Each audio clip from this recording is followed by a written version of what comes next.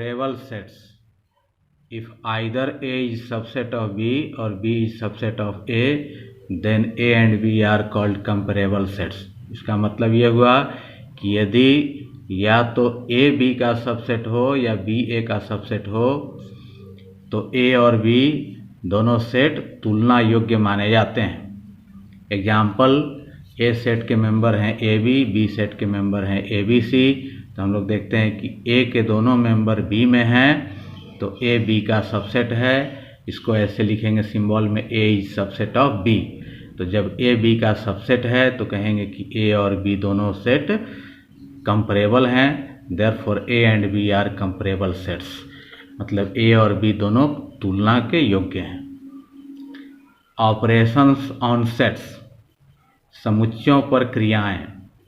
First operation है union of sets. तो इसको पढ़ेंगे A यूनियन B। तो A यूनियन B भी एक सेट होता है जिसका मेंबर X है, X such that X belongs to A और X बिलोंग्स टू B। तो इसका मेंबर X इस प्रकार है कि वह या तो A का मेंबर है या तो B का मेंबर है। एग्जाम्पल, A सेट में 1 2 है, B में 2 3 है। तो A यूनियन B में A और B दोनों सेट के मेंबर मिलाकर लिखे जाते हैं। 1 2 2 3, 2 दोनों में है लेकिन एक ही बार लिखेंगे। तो इसका कोई भी मेंबर लिया जाए तो वो या तो A सेट का मेंबर होगा या B सेट का मेंबर होगा। जैसे 1 जो है A सेट का मेंबर है, 3 जो है B सेट का मेंबर है, 2 दोनों में है। तो A यूनियन B में A और B दोनों सेट के मेंबर मिला जुला कर लिखे जाते हैं। इसका वेन डायग्राम अगर बनाते हैं तो 2 दोनों में कॉमन है तो यहाँ बीच में लिखा गया, तो A में भी आ गया, B में भी आ गया। 2 के अतिरिक्त A में 1 है तो 1 यहाँ लिखा गया। 2 के अतिरिक्त B में 3 है तो 3 लिखा गया। और A यूनियन B में ये तीनों एलिमेंट आ गए, पूरा ये शेडेड किया हुआ है तो पूरा shaded part A union B बता रहा है। तो ये A यूनियन B में 1 2 3 तीनों आ गए। सेकेंड ऑपरेशन है इंटरसेक्शन ऑफ सेट्स। तो इस सिंबल को इंटरसेक्शन पढ़ते हैं, A इंटरसेक्शन B।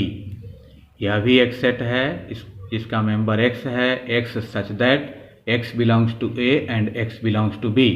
इसका मेंबर X इस प्रकार है कि वो X A का भी मेंबर है तथा B का भी मेंबर है, मतलब A B दोनों सेट में है। तो जो दोनों सेट का मेंबर होगा वही इसका मेंबर बन सकता है। जैसे एग्जाम्पल, A सेट के मेंबर हैं 1 2, B के मेंबर हैं 2 3। तो 2 दोनों में है, A B दोनों में है तो 2 A इंटरसेक्शन B का मेंबर होगा। A इंटरसेक्शन B में सिर्फ 2 होगा जो दोनों में कॉमन है। तो इसको वेन डायग्राम में ऐसे दिखाएंगे, ये A का वेन डायग्राम है, ये B का है और 2 दोनों में कॉमन है, बीच में लिखा गया। 2 के अतिरिक्त A में 1 है, इधर लिखा गया। 2 के अतिरिक्त B में 3 है, इधर लिखा गया। A में 1 2 हो गया, B में 2 3 हो गया। तो 2 दोनों में जो कॉमन है उसको शेडेड कर देंगे तो ये शेडेड पार्ट जो है यहीं A इंटरसेक्शन B बता रहा है। A इंटरसेक्शन B में 2 आ रहा है। तो जो दोनों सेट में कॉमन होता है उसी को इंटरसेक्शन सेट में लिखा जाता है। थर्ड है डिफरेंस ऑफ सेट्स, समुच्चयों का अंतर। तो इसको पढ़ेंगे A डिफरेंस B। यह भी एक सेट है जिसका मेंबर X है, X such that X belongs to A and X does not belong to B। तो इसका मेंबर X इस प्रकार है कि वह A का मेंबर है तथा B का मेंबर नहीं है। तो इस सेट में वही हो सकता है, वही मेंबर होगा जो कि A में हो लेकिन B में ना हो। जैसे A सेट में है 1 2, B में है 2 3। तो A डिफरेंस B में वही होगा जो A में हो लेकिन B में ना हो। तो देखते हैं कि 1 A में है लेकिन B में नहीं है, तो इसमें 1 होगा, 2 नहीं होगा क्योंकि 2 B में भी है। तो A डिफरेंस B का मेंबर सिर्फ 1 होगा जो कि A में है लेकिन B में नहीं है। यहाँ पर वेन डायग्राम में उसको दिखाया गया है, ये A सेट हो गया, ये B सेट हो गया। तो ये जो शेडेड पार्ट है ये A में तो है लेकिन B में नहीं है। तो यहीं A डिफरेंस B बता रहा है जिसमें कि सिर्फ 1 है। फोर्थ ऑपरेशन है symmetric difference of sets. The symmetric difference of 2 sets A and B is denoted by A delta B, defined by A delta B is equal to A difference B union B difference A is equal to A union B difference A intersection B. इसका मतलब हुआ कि ए और B दो set के symmetric difference को ऐसे ए delta B से डिनोट करते हैं, सूचित करते हैं, और उसको इस तरीके से परिभाषित किया गया है कि symmetric difference of A and B is equal to A difference B union B difference A. और इसी को ऐसे भी लिख सकते हैं A union B difference A intersection B. Example, A set में है 1 2, बी में है 2 3, तो ए डिफरेंस बी में वही होगा जो ए में हो लेकिन बी में ना हो। तो 1 ए में है लेकिन बी में नहीं है तो इसका मेंबर 1 होगा। बी डिफरेंस ए में वही होगा जो बी में हो लेकिन ए में ना हो। तो बी में 3 है लेकिन ए में नहीं है तो इसका मेंबर 3 होगा।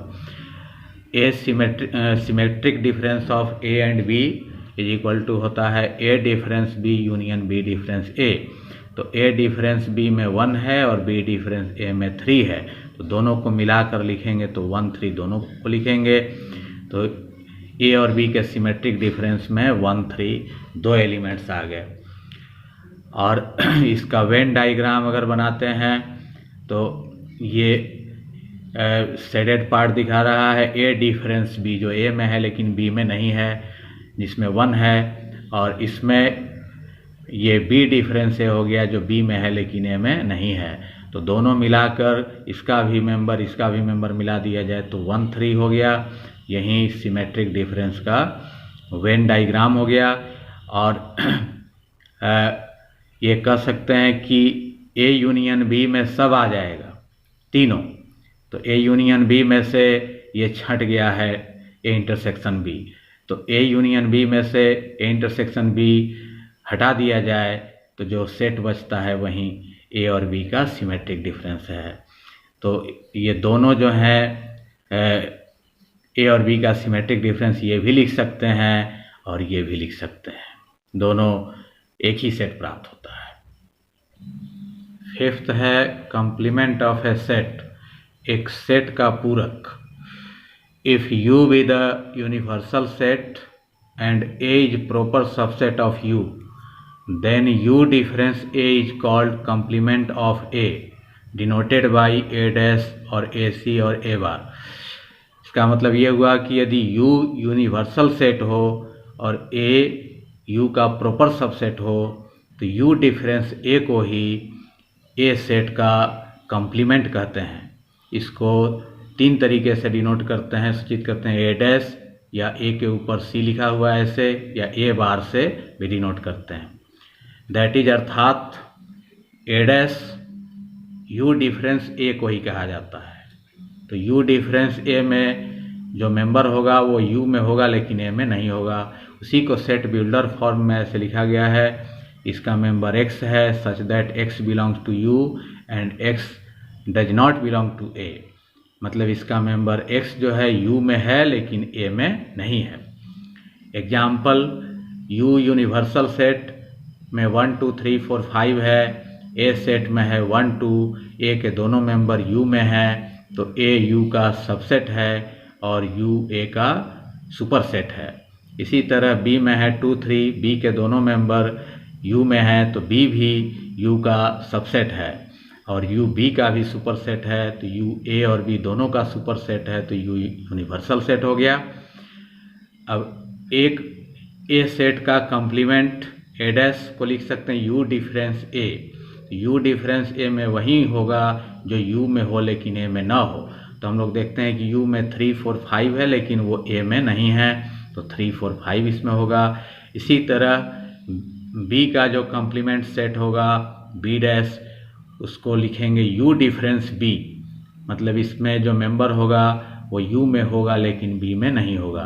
तो हम लोग देखते हैं कि U में 1 है लेकिन B में नहीं है तो 1 होगा।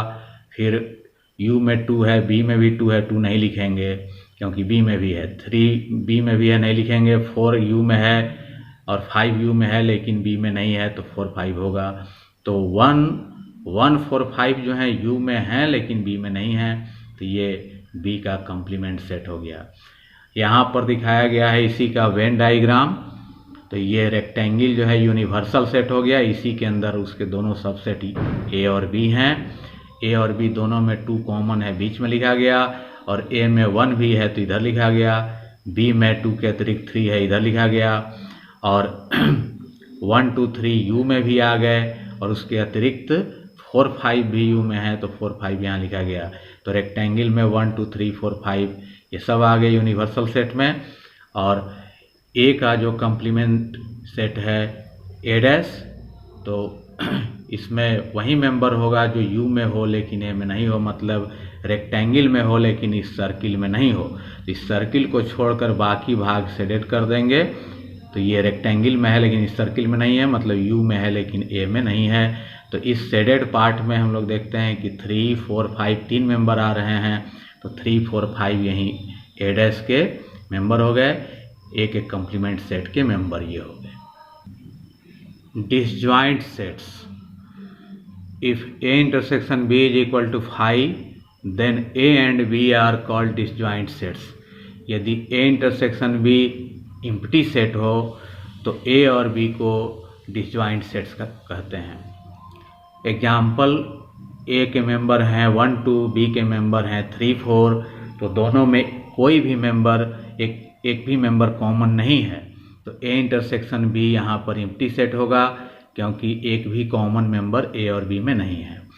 तो कह सकते हैं कि ए और बी डिसजॉइंट सेट्स हैं, और इसका वेन डायग्राम ऐसे बनेगा, अलग अलग बनेगा, ए अलग दिखाया जाएगा, बी अलग, और ए के मेंबर हैं 1 2, बी के मेंबर हैं 3 4, एक भी एलिमेंट इनका कॉमन नहीं है। तो जब दो सेट के में कोई भी एलिमेंट कॉमन ना हो तो ऐसे सेट को ही, ऐसे दो सेट्स को डिसजॉइंट सेट्स कहते हैं। इसके बाद है intersecting sets. If A intersection B is not equal to 5 then A and B are called intersecting sets. यदि ए इंटरसेक्शन बी 5 ना हो, एम्प्टी सेट ना हो, तब ए और बी को इंटरसेक्टिंग सेट्स कहते हैं। एग्जाम्पल, ए में है 1 2, बी में है 2 3, तो ए इंटरसेक्शन बी निकालेंगे तो जो दोनों में कॉमन है उसको लिखेंगे, तो 2 दोनों में है, ए में भी है बी में भी है, तो इसका एलिमेंट 2 होगा, तो ये एम्प्टी सेट नहीं रहा, इस सिंगलेटन सेट बन गया, मतलब ये 5 नहीं है। तो जब ए इंटरसेक्शन बी एम्प्टी सेट ना हो तो ऐसे दोनों सेट को कहेंगे कि ये दोनों सेट इंटरसेक्टिंग सेट्स हैं, और इनका वेन डायग्राम जो बनेगा इंटरसेक्टिंग सर्किल्स बनेंगे। ये दोनों सर्किल एक दूसरे को इंटरसेक्ट कर रहे हैं, और बीच में वो मेंबर लिखा जाएगा जो दोनों में कॉमन है। तो 2 दोनों में है तो यहाँ लिखा गया, यहीं ए इंटरसेक्शन बी हो गया, जो 2 आ रहा है, 2 के अतिरिक्त 1 है तो इधर लिखा गया, बी में 2 के अतिरिक्त 3 है इधर लिखा गया। तो इसका वेन डायग्राम इंटरसेक्टिंग सर्किल्स होता है, और जबकि हम लोग देखें डिसजॉइंट सेट्स जो होते हैं उनका वेन डायग्राम ये नॉन इंटरसेक्टिंग सर्किल्स होते हैं, अलग अलग होते हैं।